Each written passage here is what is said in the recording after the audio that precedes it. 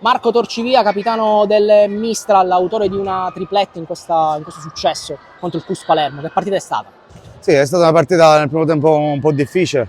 Sapevamo che loro non si arrendevano mai, hanno difeso bene, però nel secondo tempo siamo stati più concreti davanti alla porta. Grazie ai miei compagni ho fatto una tripletta, però il gruppo è sempre la forza della squadra.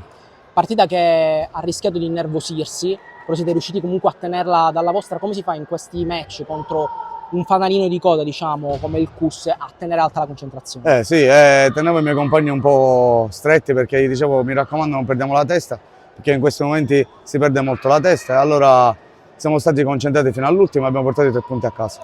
Mancano 2 partite effettive alla fine della stagione regolare, playoff. Quindi dove volete arrivare? Ma ormai vogliamo arrivare terzi, perciò il nostro obiettivo è quello. Ora andiamo in un campo molto difficile a Ispica, cerchiamo di fare anche il risultato lì e metterci il terzo posto sicuro per andare ai playoff.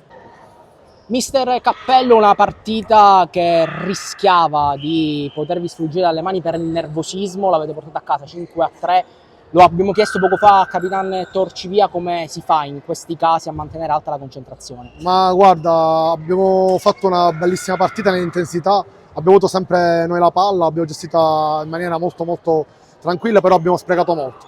Sprecare molto significa fare ripartire in contropiede l'avversario e quindi ci può stare che poi facendo un contropiede è facile che fanno gol, anche se loro hanno fatto gol sul portiere di movimento.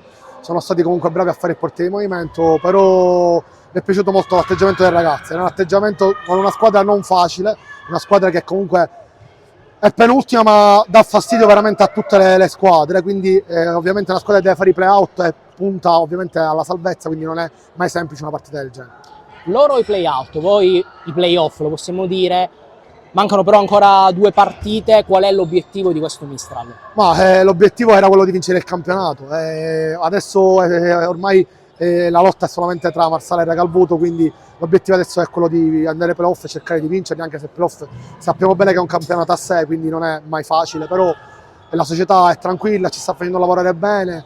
Il finale di stagione cerchiamo di recuperare un po' le forze e poi pensare ai playoff.